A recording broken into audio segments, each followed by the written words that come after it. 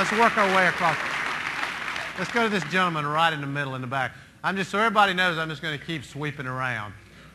And in a second, I want to take one of our online questions, but I got to find. Should I go to you? Okay, I'll get over there in a second. Yes, sir. Yeah, I'm Dave Boris. I'm representative for New England Regional Council of Carpenters, Pile Drivers Local 56.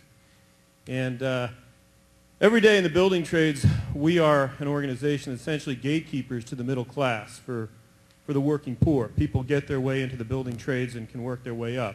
Yep. One of the issues we deal with day to day is that there are millions and millions of immigrants in this country, and that has always been the traditional route to the middle class for immigrants is into the building trades unions, one of the traditional routes.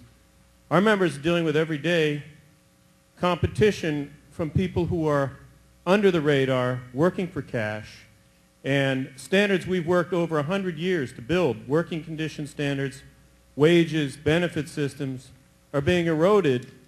And the members who complain to me don't do this in a negative way. They don't say, I have something against these people. These people are working hard. We see they're hard working. No, I hear you. What will you do to incorporate them into our system, at the same time secure our borders, secure the system so that we don't have a dual economy. We don't have this trillion-dollar black market economy that's going to kill the middle class.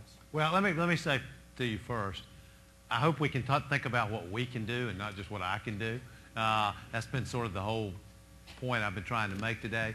But as to your question, here's what I think. I think that this is a very hot, volatile political issue, as you know. People get stirred up about it a lot. I think if you just apply a little bit of morality and common sense to it, the answer is pretty clear. The common sense part is we've only got 3 choices. We can ignore the issue. We can try to find 11 million people who live in this country and deport them. And people laugh when you say that. And the third is we can find a way to stop what I think is just not sustainable, which is what's happening on our southern border right now, and to find a way to incorporate these folks into America and let them earn citizenship. That's what I believe we need to do, the third choice. And I think the way to do it, from my perspective, the way to do it is, you know, when somebody's violated the law, I think we can't just ignore that. You know, we have to show respect for the law because we're a law-abiding country. And so I would say to those who want to become American citizens, we're going to ask you to earn it, which means you got to pay a fine. You came into this country illegally. You got to recognize your responsibility. You pay a fine. And I personally think it's perfectly fine to ask somebody who's trying to become an American citizen to learn to speak English. I think that's a good thing. That's not a bad thing. And I would add to that, this issue about what's happening on our southern border is not just creating a secondary economy, it's creating a huge pressure on all of our systems, including our healthcare system. And we just can't let it keep going on. So I think we need to do a lot of things, mostly investment, personnel, use of technology to better secure our southern border. To me, there's a very logical path for this. I believe it's the right and just thing to do, and I also think it's the thing that will actually work for America. Thank you. Let me go over here now. How can free trade agreements be revised or reformed so that they don't tilt the playing field against regular working Americans? Can we say where the question's from? It's from Leslie H. at Daily Cause. Okay. All right. Can you all hear the question? Okay.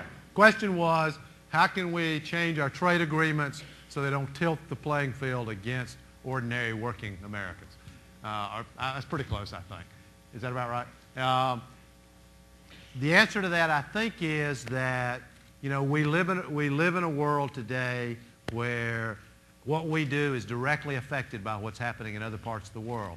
It is a global economy whether we want it to be or not. And I think there are a combination of 2 things that we have to do.